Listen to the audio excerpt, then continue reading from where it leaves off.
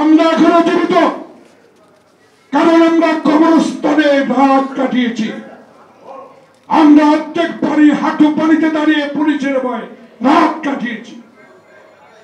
আমরা আয়না ঘরে নির্যাতন শিকার করেছি, হাজার হাজার মামলার শিকার হয়েছি, ইলেকট্রিক শক খেয়েছি। আপনারা শুধু হারুনের ঘরে দুই একদিন ভাত খাইয়েই আমাদের বিরুদ্ধে অভিযানে নামবে। কদিন ছিলেন হারুনের ঘরে, কি পেয়েছেন? এখন স্লোগান দেন তারেকের বিরুদ্ধে, স্লোগান দেন বিএনপির বিরুদ্ধে। এই অশুভ শক্তিকে কারা যোগান দিচ্ছে? কালো টাকা। এই কালো টাকা 16 বছরে রুজি করেছে হাসিনার দোসরেরা। ওই টাকাই এখন আবার আমি উল্লেখ করতে চাই, যারা গত 2 দিনে আমাদের নেতা আমাদের দলকে নিয়ে কথা বলেছে, তারাই আবার এই কালো টাকা নিয়েই এই ষড়যন্ত্র শুরু করেছে দেশে যাতে নির্বাচন না হতে পারে। এটা চক্র। এই চক্রের বিরুদ্ধে রুখে দাঁড়াবার জন্য আপনারা 80 বছর 75 বছর বয়স হয়েছেন, এখন এই শক্তি 3 তলা পায়ে হেঁটে উঠতে পেরেছেন। তাই উল্পতে রাখো বিশ্বাস। 1 ঘন্টার পরিসরে মিটিং করে এত বড় মিটিং আপনি উল্পাত নেতার নির্দেশ নেন, ইনশাল্লাহ আমরাই যথেষ্ট, কারণ আমরা ট্রেনিং জমা দিই নাই।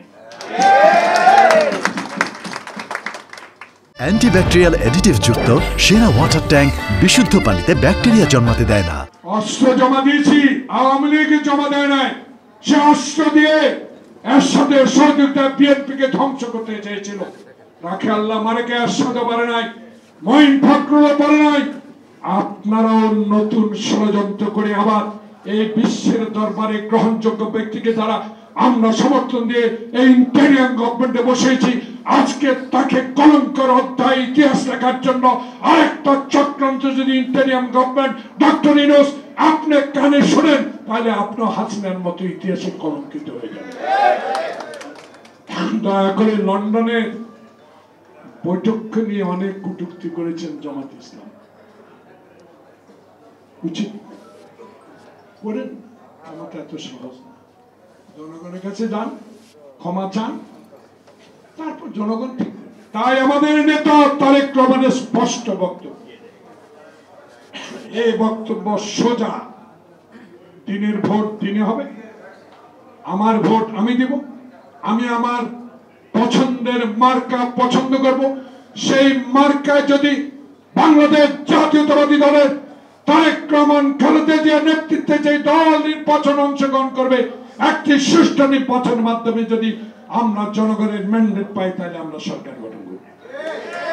আমরা হাসিনার মতো দিনের ভোট রাতে করে আর ক্ষমতা যেতে চাই না। তাই তারেক রহমানকে নিয়ে যতই কটূক্তি করেন কোনো লাভ হবে।